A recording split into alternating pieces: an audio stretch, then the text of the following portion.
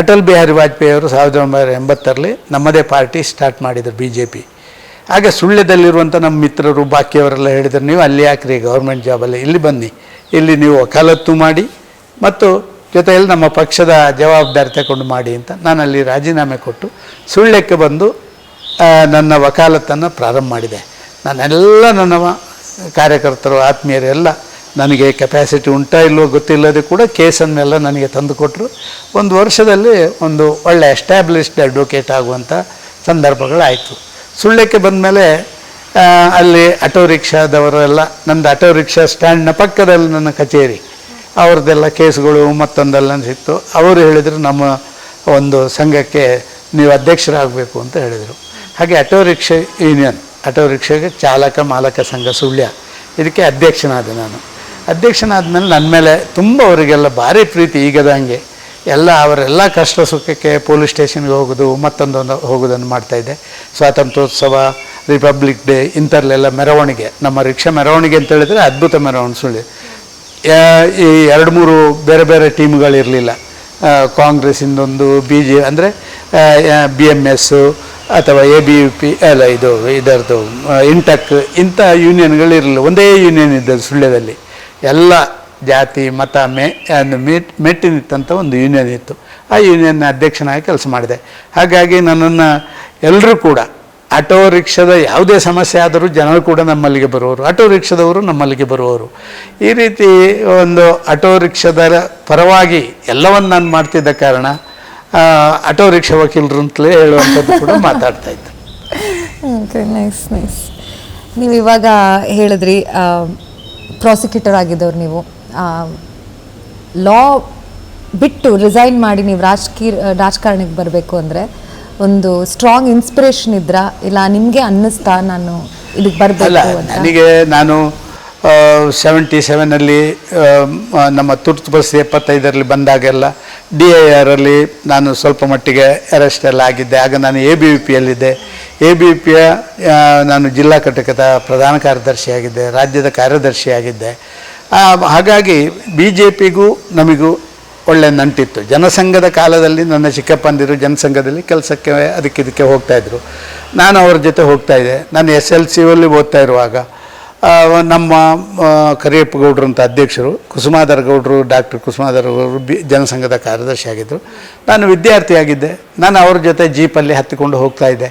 ನಾವು ಹಿಂದಿನ ಸೀಟಲ್ಲಿ ಕೂತ್ಕೊಳ್ಳೋದು, ಅವರೆಲ್ಲ ಎಲ್ಲೋ ಭಾಷಣ ಮತ್ತೊಂದು ಮಾಡಿದಾಗ ನಾವು ಮರಕ್ಕೆ ಹತ್ತಿ ಆ ಗಮ್ಮೊಂದು ಡ್ರಮ್ಮಲ್ಲಿ ಗಮ್ಮು ಮತ್ತು ವಾಲ್ ಪೋಸ್ಟರು, ಅದಕ್ಕೆ ವಾಲ್ ಪೋಸ್ಟೆಲ್ಲ ಹಚ್ಚಿ ಮರಕ್ಕೆ ಹಚ್ಚುವಂಥದ್ದೆಲ್ಲ ನಮ್ಮ ಕೆಲಸ, ಅಥವಾ ಬೇರೆ ಕೆಲಸ ಎಲ್ಲ ಮಾಡುವಂಥದ್ದು ಮಾಡ್ತಾಯಿದ್ದೆ. ಹಾಗೆ ನಂಟಿದ್ದ ಕಾರಣ ನನಗೆ ಕಾಲಕ್ರಮೇಣ ನಾನು ABVP ಅದರಲ್ಲೆಲ್ಲ ಮುಂದೆ ಬಂದು ಮತ್ತು 80ರಲ್ಲಿ ಭಾರತೀಯ ಜನಸಂಘ ಇದಾದ ಮೇಲೆ ನನಗೆ ಯಾವಾಗ ಜನತಾ ಪಾರ್ಟಿ ಬಂದ ಮೇಲೆ, ಜನತಾ ಪಾರ್ಟಿಯಿಂದ ವಾಜಪೇಯಿ, ಅದ್ವಾನಿ, ಲಾಲಾಜಿ ದೇಶ್ಮುಖ್ ಇವರೆಲ್ಲ ಹೊರಗೆ ಬಂದು ನಮ್ಮದೇ ಪಾರ್ಟಿ ಕಟ್ಟಬೇಕು ಅಂತ ನಿಶ್ಚಯ ಮಾಡಿದ್ರೆ, ಆಗಿನಿಂದಲೂ ನಮಗೆ ನಮ್ಮ ಪಾರ್ಟಿಯ ಬಗ್ಗೆ ಒಲವು ಮತ್ತು ನಮ್ಮದು ಸಂಘ ಮತ್ತು ABVPಗೆ ನಂಟಿರುವಂಥದ್ದು BJP.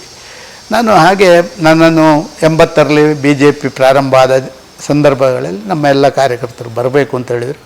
ನಾನೊಂದು ಧೈರ್ಯ ಮಾಡಿ ಹೋಗೋಣ ಅಂತ ನಿಶ್ಚಯ ಮಾಡಿದೆ. ಮನೆಯಲ್ಲೆಲ್ಲ ಭಾರಿ ವಿರೋಧ ಇತ್ತು, ಹೋಗಬೇಡಿ, ಯಾಕೆ ರಾಜೀನಾಮೆ ಕೊಡ್ತೀರಿ, ಹೇಗೆ ನಿಭಾಯಿಸ್ತೀರಿ ಅಂಥೇಳಿ.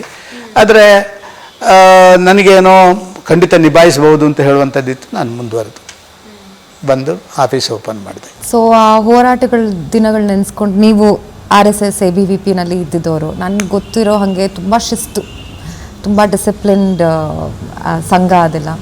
ಸೊ ನೀವು ಅಲ್ಲಿಂದ ಬಂದಿರೋರು. ಸೊ ಆ ದಿನಗಳು ನೆನೆಸ್ಕೊಂಡು ಏನು ಹೇಳ್ತೀರಾ ಸರ್ ನೀವು? ಪ್ರಾಯಶಃ ABVP ಅದೊಂದು ಅದ್ಭುತವಾದಂಥ ಒಂದು ಶಕ್ತಿಯನ್ನು ವಿದ್ಯಾರ್ಥಿಗಳಿಗೆ ಕೊಡುವಂಥದ್ದು. ಶಿಸ್ತುಬದ್ಧ ಜೀವನ, ಒಂದು ದೇಶಪ್ರೇಮದ ಆಧಾರಿತವಾಗಿ ನಿಮ್ಮ ಸಂಘಟನೆಗಳನ್ನು ಬೆಳೆಸುವಂಥದ್ದು. ಮೂರನೇದಾಗಿ ಯಾವುದೇ ಸಂದರ್ಭದಲ್ಲಿ ಕೂಡ ವಿದ್ಯಾರ್ಥಿ ಶಕ್ತಿ ದುರುಪಯೋಗ ಆಗದಾಗಿ ನೋಡಿಕೊಳ್ಳುವಂಥ ಒಂದು ವ್ಯವಸ್ಥೆ, ಇದನ್ನೆಲ್ಲವನ್ನು ಮಾಡುವಂಥದ್ದು ಅದು ABVPದ್ದು. ಅದು ನಮಗೆ ತುಂಬ ಶಕ್ತಿಯನ್ನು ಕೊಟ್ಟಿದೆ. ನಮ್ಮ ವಾರಕ್ಕೆ 15 ದಿನಕ್ಕೊಮ್ಮೆ ವಿಚಾರಗಳ ಮಂಥನ ಮಾಡುವಂಥ ಸಭೆಗಳನ್ನು ಇದೆಲ್ಲ ನಡೆದಾಗೆಲ್ಲ ನಮಗೆ ಶಕ್ತಿ, ವಿದ್ಯಾರ್ಥಿಗಳಿಗೆ ಶಕ್ತಿ ಬರುವಂಥ ಕೆಲಸ ಆಗ್ತಾಯಿತ್ತು. ಅದರಲ್ಲೇ ಮುಂದೆ ಬಂದು ಎಲ್ಲವನ್ನು ಮಾಡಿದೆ. ರಾಷ್ಟ್ರೀಯ ಸ್ವಯಂ ಸೇವಕ ಸಂಘ ಅಂತೂ ಅದೊಂದು ಆ ಶಾಖೆಗೆ ಹೋಗೋದು ಅಂತ ಹೇಳಿದರೆ ಅದೊಂದು ಖುಷಿ. ಆಗ ಚಡ್ಡಿ ಹಾಕ್ಕೊಂಡು ಒಂದು ದೊಣ್ಣೆ ಹಿಡ್ಕೊಂಡು ಒಂದು ಟೋಪಿ ಹಾಕ್ಕೊಂಡು ಹೋಗೋದು ಅಂತ ಹೇಳಿದ್ರೆ, ಈಗ ನನಗೆ ಪ್ಯಾಂಟ್ ಅಲ್ಲ, ಆಗ ಚಡ್ಡಿ ಇದರಲ್ಲಿ ಹೋಗುವಂಥದ್ದು. ಕಾಕಿ ಚಡ್ಡಿ. ಒಂದೇ ಪ್ಯಾರ ಚಡ್ಡಿ ನಮಗೆ, ಒಂದು ಚಡ್ಡಿ, ಒಂದು ಶರ್ಟು, ಒಂದು ಟೋಪಿ, ಒಂದು ಕಾಕಿ ಸಾಕ್ಸ್, ಒಂದು ಬೂಟು, ಒಂದು ದಂಡ, ಅಷ್ಟನ್ನು ಇಟ್ಕೊಂಡು ಅದೆಲ್ಲ ಅದೊಂದು ABVP ಮತ್ತು ಸಂಘ ಅದೊಂದು ಶಕ್ತಿ ಕೊಡ್ತದೆ ಅಂತ ಹೇಳೋದಕ್ಕೆ ನಾನೇ ಒಂದು ಜ್ವಲಂತ ಕಾನ್ಫಿಡೆನ್ಸ್ ಬಿಲ್ಡ್ ಮಾಡಿ. ರಾಜಕಾರಣ ಎಲ್ಲ ಸ್ವಲ್ಪ ಮಟ್ಟಿಗೆ ವ್ಯತ್ಯಾಸ ಆಗಿರ್ಬೋದು, ಆದರೆ ಅಲ್ಲಿಂದ ರಾಜಕಾರಣಕ್ಕೆ ಪ್ರವೇಶ ಆದವರು ಬಾಕಿಯವರಿಗಿಂತ ಸ್ವಲ್ಪ ವಿಭಿನ್ನವಾಗಿರ್ತಾರೆ. ಯಾವ ರೀತಿ ಸರ್ ನೀವು ಹೇಳ್ತಾ ಇರೋದು? ಅಂದರೆ ನಿಮ್ಮ ರಾಜಕಾರಣದಲ್ಲಿ ತುಂಬ ಜನ ರಾಜಕಾರಣ ಅಂತ ಹೇಳಿದ್ರೆ ಒಂದು ಅಧಿಕಾರ, ಆ ಅಧಿಕಾರದ ಇದರಲ್ಲಿ ಕರೆಕ್ಟ್.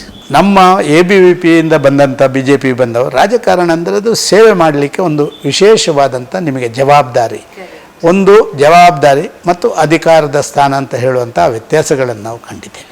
Correct correct.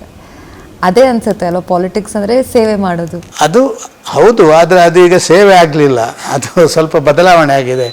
ಆದರೆ ದಕ್ಷಿಣ ಕನ್ನಡ, ವಿಶೇಷವಾಗಿ ದಕ್ಷಿಣ ಕನ್ನಡ ಉಡುಪಿಯಲ್ಲಿ ನಿಶ್ಚಿತವಾಗಿ ರಾಜಕಾರಣದ ಒಂದು ವ್ಯವಸ್ಥೆ ಅಂತ ಹೇಳಿದರೆ ಅದು ಸೇವೆ ಮಾಡಲಿಕ್ಕೆ ಇರುವಂಥದ್ದು ಅಂತ ಇವತ್ತು ಕೂಡ ಬಾಕಿ ಜಾಗಕ್ಕಿಂತ ಅದೊಂದು ವಿಭಿನ್ನವಾಗಿದೆ.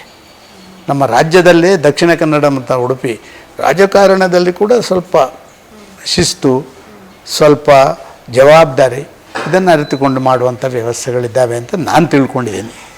ಹೌದು. ಸೊ ಇವಾಗ ಅಟಲ್ ಬಿಹಾರಿ ವಾಜಪೇಯಿ ಅವರು ಮತ್ತು LK ಅದ್ವಾನಿ ಅವರು, ಇವಾಗ ಮೋದಿ ಅವರು, ಸೊ ಇವ್ರ ಮೂವರಲ್ಲಿ ಒಂದು ಕಾಮನ್ ಗುಣ ನಿಮ್ಗೆ ಏನು ಅನ್ಸುತ್ತೆ ಸರ್? ಬಿಕಾಸ್ ಎಲ್ಲರೂ ನೋಡಿ, ಮೂರು ಜನ ಕೂಡ ರಾಷ್ಟ್ರೀಯ ಸ್ವಯಂ ಸೇವಕ ಸಂಘದ ಹಿನ್ನೆಲೆಯಿಂದಲೇ ಬಂದವರು. ಕರೆಕ್ಟ್. ಅದಕ್ಕೆ ಏನು ರಾಷ್ಟ್ರೀಯ ಸ್ವಯಂ ಸೇವಕ ಸಂಘದ ಹಿನ್ನೆಲೆಯಲ್ಲಿ ಬಂದವರಿಗೆಲ್ಲ ಒಂದು ಆ ಭಾವನೆಗಳನ್ನು ಜನರ ಜೊತೆ ಹಂಚಿಕೊಳ್ಳುವಂಥ ಸಂಗತಿಗಳಿರ್ತವೆ ಅವರಿಗೆ. ನಿಜ, ಅದ್ವಾನಿ ಭಯಂಕರ ಸ್ಟ್ರಿಕ್ಟು ಮತ್ತು ಅವರ ನಿಲುವುಗಳೆಲ್ಲ ಅದು ನೇರ ನಿಲುವುಗಳು. ವಾಜಪೇಯಿಯವರದ್ದು ಒಂದು ರೀತಿ ಎಲ್ಲರನ್ನು ಒಟ್ಟಿಗೆ ಸೇರಿಸ್ಕೊಂಡು, ಎಷ್ಟೇ ಈಗ ಒಂದೇ ಪಾರ್ಟಿ ಹೇಗೆ ನಡೀತದೆ ಅಂತ ನೀವು ನೋಡ್ತಾ ಇದ್ದೀರಿ, ಒಂದೇ ಪಾರ್ಟಿಯಲ್ಲಿ ಇರುವಂಥ ಗುಂಪುಗಾರಿಕೆಗಳು ಎಷ್ಟು ಆಗಿನ ಸಂದರ್ಭದಲ್ಲಿ 23 ಪಾರ್ಟಿಗಳನ್ನು ಸೇರಿಸಿ ಅವರು ಆಡಳಿತ ನಡೆಸಿದರು ಅಂತ ಹೇಳಿದರೆ ಇದಕ್ಕಿಂತ ಅದ್ಭುತ ಉದಾಹರಣೆಗಳನ್ನು ನಾವು ಕೊಡಬೇಕಾಗಿಲ್ಲ. ನರೇಂದ್ರ ಮೋದಿಯವರು ಇನ್ನೂ ಒಂದು ಹೆಜ್ಜೆ ಮುಂದೆ ಹೋಗಿದ್ದಾರೆ.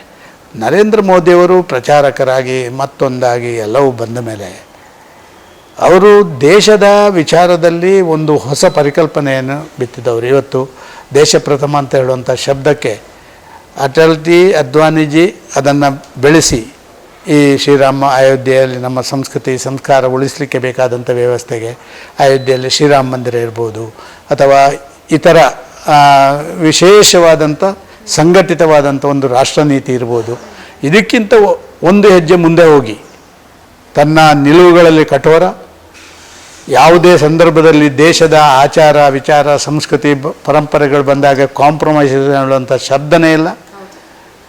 ರಾಜಕಾರಣ ಕಲುಷಿತವಾಗಿ ಕಾಂಗ್ರೆಸ್ 50 ವರ್ಷ ಕೊಟ್ಟ ಕಲುಷಿತ ರಾಜಕಾರಣ, ಭ್ರಷ್ಟಾಚಾರದ ರಾಜಕಾರಣದಿಂದ ಮೇಲೆ ನಿಂತು ಭ್ರಷ್ಟಾಚಾರ ರಹಿತವಾದಂಥ ಒಂದು ಆಡಳಿತ